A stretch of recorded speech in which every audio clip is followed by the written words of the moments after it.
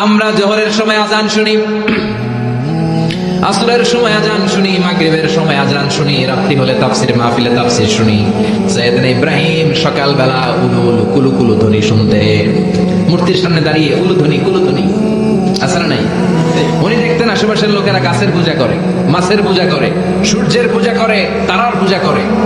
উনি দেখতেন যে গাছের পূজা করছে লোকজন, উনি তন্ময় হয়ে তাকিয়ে থাকতেন, লোকেরা গাছের পূজা করে কেন, কেন গাছের পূজা করে? উনি ভাবতেন যে গাছ কি আমার রব?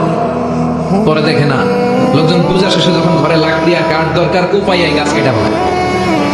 তার মানে কিছুক্ষণ খোদা খোদা, এরপরে কোপা, এরপর তো খোদারে কোপাইলে এটা খোদা থাকে আর কথা কর। সাইয়েদনা ইব্রাহিম আলাইহিস সালাম কনভিন্সড হতে পারেন না। এরপর দেখলেন আগুনের পূজা চলছে। কিসের? সবাই মিলে আগুনের সামনে নমস্তে নমস্তে গায়, जो तो मिटाना चाहे जीवन का तृष्णा, सुबह शाम बोल बंदे कृष्ण कृष्ण कृष्ण। আগুনের সামনে যে গায়, তো উনি তাকিয়ে রইলেন, কিরে গায় কেন? আগুনে কি আমার খোদা? কারণ উনি জানতেন না ওনার রব কে। এজন্য উনাকে একাই, একজন মানুষকে আল্লাহ কোরআনে একটা উম্মত বলেছেন, একজন মানুষকে। কানা ইব্রাহিম উম্মাহ ওয়াহিদা, এক উম্মত। কারণ ওনার সময়ে মুসলমান বলতে পৃথিবীতে কেউ ছিল না, উনি ছাড়া। চোখে যা দেখা যায় সব কাফের, সব কাফের মিলে এক উম্মত, উনি একাই এক উম্মত। উনি দেখলেন লোকেরা আগুনের সামনে নমস্ত নমস্ত গায়, আগুনের পূজা করে, আগুনকে রব আর খোদা বলে ডাকে। আবার পূজা শেষ হলে আগুনের মধ্যে পানি ঢেলে দিলে খোদা আর নাই। আগুনে যদি পানি ঢেলে দেয়, আগুন অস্তিত্ব হারায় না? উনি আবার চিন্তায় পড়ে গেলেন, কি রে, খোদা যদি এরকম অস্তিত্ব হারায়, তো আমি যাবো কই? খোদার যদি এই দশা হয়, আমার হবে কি দশা? এটা তো আমার মন মানে না। এরপর উনি দেখলেন মানুষগুলো মূর্তির পূজা করে। কিসের পূজা? মূর্তির সামনে দাঁড়িয়ে জয় জয় রাম সীতারাম জয় জয়, আছে না নাই? ওম নমঃ ভগবতে বাসুদেবায়, বুদ্ধাং শরণং গচ্ছামি, ধম্মং শরণং গচ্ছামি, নির্বাণাং পরমং সুখং, নির্বাণাং পরম শান্তি, ওম শান্তি। এরকম কিছু মন্ত্র আছে না ওনাদের? ওনারা সাজিয়ে নিয়েছে ওনাদের মতো। সাইয়েদনা ইব্রাহিম দেখলেন এরকম মন্ত্র পড়ে মূর্তির সামনে দাঁড়িয়ে। উনি নিজেকে বুঝাতে পারেন না, কিরে মূর্তির পূজা তারা কেন করে? এই মূর্তিগুলো তো দেখলাম সকালবেলা নিজেরাই বানাইছে, নিজেরা বানাইয়া ওইটারই খোদা করে ডাকে। খেয়াল করে উত্তর দেন। আমি মাটি আর কাদা নিয়ে, আমি মিজানুর রহমান আজহারি, আমি কাদার মাটি দিয়ে একটা মূর্তি বানালাম সুন্দর করে, মূর্তিটারে ডিজাইন করলাম, ফুল টুল দিয়ে সাজালাম।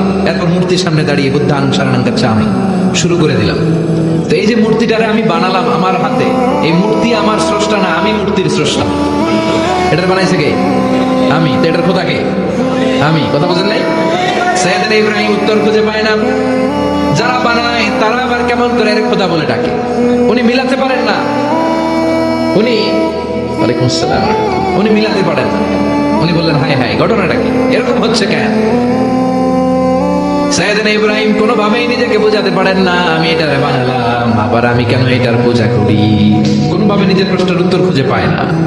তো উনি নিজেকে বুঝাতে পারেন না, কিরে আমি বানাইলাম, আমি এটার খোদা না, মূর্তি আমার খোদা। আমি মূর্তির কথা কয় না, আমি মূর্তির। তা আমি যদি মূর্তির খোদা হই, আমি এটার কাছে চমকেন, এটাই না চাবে আমার কাছে। কথা বলেন, মাথায় ধরে না। এরপর সাইয়েদনা ইব্রাহিম দেখলেন কিছু লোক গরুর পূজা করে। কিসের পূজা? আবার যখন গোশত খাওয়ার দরকার হয়, ওই খোদারে জবাই করে। আবার জুতার দরকার হলে এই খোদার গায়ের চামড়া দিয়ে জুতা বানায়। তাহলে খোদার গায়ের চামড়া দিয়ে জুতা বানাইছে। বেয়াদবি হয়ে গেছে না অনেক? সাইয়েদনা ইব্রাহিমের মাথায় ধরে না, লজিক্যালি মিলাতে পারেন না। আবার রাত্রিবেলায় তিনি দেখলেন আকাশের ধ্রুব তারা। فلما جن عليه الليل رأى كوكبا قال هذا ربي فلما أفل قال إني لا أحب الآفلين। রাতে যখন তারা দেখলেন, ভাবলেন সবাই তারার পূজা করে, তাহলে তারাই আমার খোদা, তারাই আমার রব। আবার তারা যখন অস্তমিত হয়ে যায়, তিনি বিপদে পড়ে যায়। তিনি বললেন যে এইটা আমার ছেড়ে চলে যায়, ওইটা আমার রব হতে পারে না। রব যদি আমার ছেড়ে দৌড় দেয়, আমি যাবো কই? কথা কর, তাহলে এটাও বাদ। এরপরে ফালাম্মা রাআল কামারা বাযিগান ক্বালা হাযা রাব্বি ফালাম্মা আফালা ক্বালা লা ইল্লাম ইয়াহদিনি রাব্বি লাকুনান্না মিনাল কওমিদ দাল্লিন। সুবহানাল্লাহ। কিভাবে একটার পর একটা বোঝাপড়া করে তিনি এগিয়েছেন। এরপরে যখন পূর্ণিমার চাঁদ দেখলেন, ওইটা আরো উজ্জ্বল, আরো জল জ্বলে, আরো চমৎকার। ওইটা দেখে উনি ভাবলেন তাহলে মনে হয় এটাই আমার রব। আবার চাঁদও যখন অস্তমিত হয়ে যায়, তিনি বললেন আমার রব যদি আমার পথ না দেখায় আমি পথ খুঁজে পাবো। চাঁদকেও বাদ দিলেন। এবার সকালে উঠল সূর্য, পূব আকাশে যখন জল জলে সূর্যটা উঠলো, তিনি বললেন তাহলে এটা আমার রব, কারণ এটা সবচেয়ে বড়, ঠিক কিনা?